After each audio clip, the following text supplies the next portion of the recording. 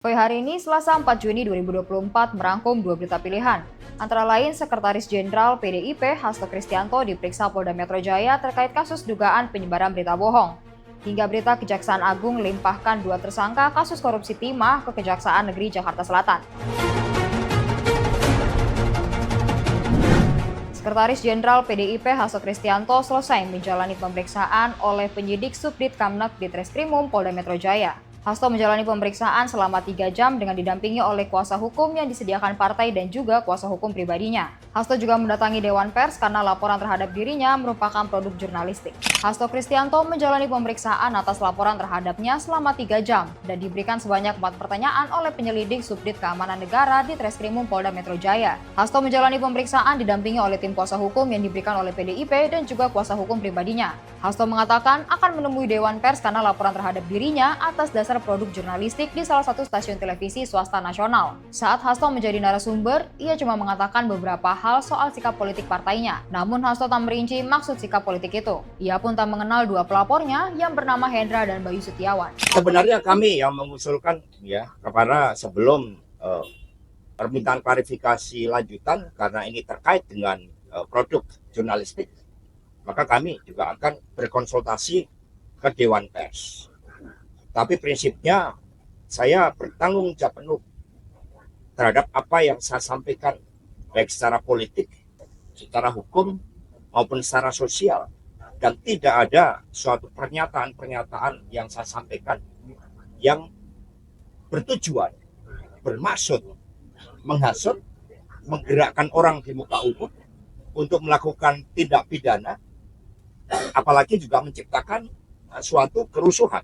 Sementara itu, kuasa hukum Patrazen mengatakan bahwa kehadiran Hasto bukan sebuah penyelidikan, namun hanya klarifikasi terkait dan tidak diwajibkan untuk hadir. Pemeriksaan ini dilakukan oleh 4 penyidik. Penyidik pada saat bertanya kepada Pak Hasto menyampaikan bahwa undangan hari ini adalah undangan klarifikasi yang tidak wajib dihadiri. Saya ulang, undangan klarifikasi yang tidak wajib.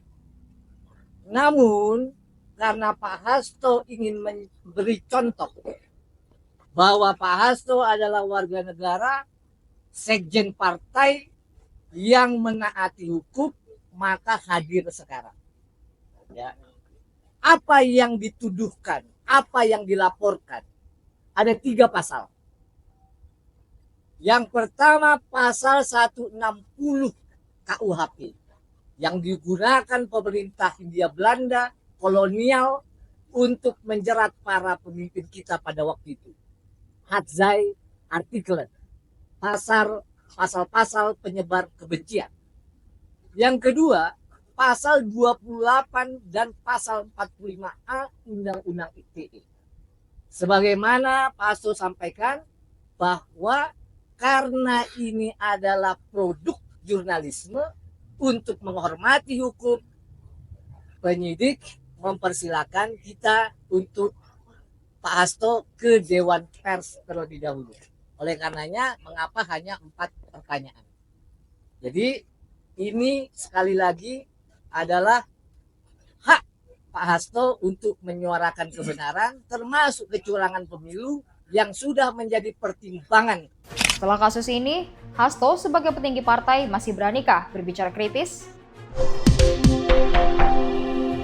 Selanjutnya, Kejaksaan Agung melimpahkan berkas perkara kasus korupsi komoditas timah yang merugikan keuangan negara hingga 300 triliun rupiah. Dari 22 tersangka, terdapat 2 berkas perkara yang dilimpahkan ke persidangan, diantaranya Tamron alias Aon dan Ahmad Albani. Tamron alias Aon, beneficiary owner atau pemilik keuntungan dari CV VIP, dan Ahmad Albani selaku manajer operasional tambang CV VIP dan PT MCM, tersangka dugaan tindak pidana korupsi komoditas timah di izin usaha pertambangan PT Timah Tbk periode 2015 hingga 2019. 2022, Selasa siang diserahkan ke Kejaksaan Negeri Jakarta Selatan. Berkas perkara dua tersangka itu beserta dengan barang buktinya yang merugikan keuangan negara dengan nilai fantastis yakni sebesar 300 triliun rupiah diserahkan setelah dinyatakan lengkap atau P21 oleh tim Jaksa Penuntut Umum. Kepala Kejaksaan Negeri Jakarta Selatan, Haryono Arif Prabowo, mengatakan untuk para tersangka lain hingga saat ini masih dalam proses pemberkasan. Di antaranya tersangka lain yang menjadi perhatian publik, Harvey Moi, suami Sandra Dewi, dan Crazy Rich Helena Lim.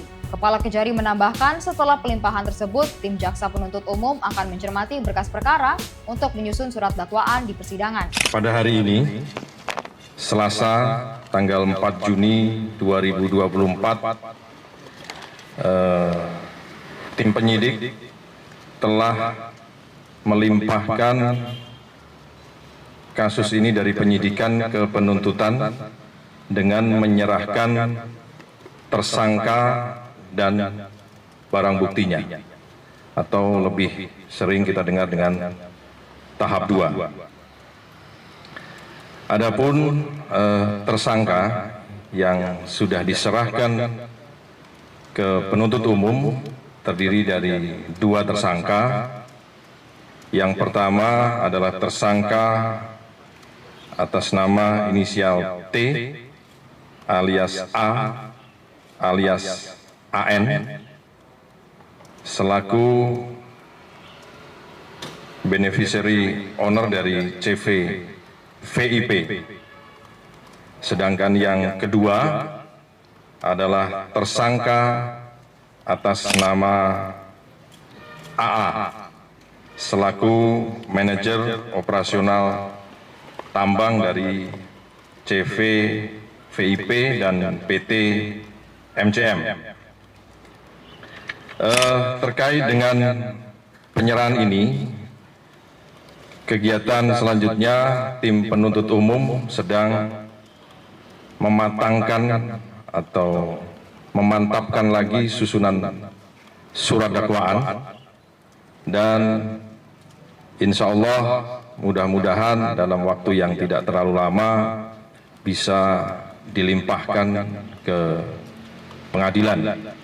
Sebelumnya, Kejaksaan Agung telah menetapkan 22 orang tersangka dalam kasus tersebut. Sementara jumlah kerugian negara ditaksir meningkat menjadi 300 triliun rupiah setelah Badan Pemeriksaan Keuangan dan Pembangunan selesai melakukan audit investigasi dengan meminta keterangan 6 saksi ahli dalam kasus tersebut. Semoga dengan pelimpahan berkas ke Kejaksaan Negeri Jakarta Selatan dapat mempercepat pekerjaan Kejaksaan Agung dalam mengusut tuntas kasus korupsi yang sangat merugikan negara ini. Demikian Voi hari ini, nantikan berita selanjutnya dengan subscribe YouTube Voi.id dan follow Voi.id di Instagram dan TikTok. Sampai jumpa.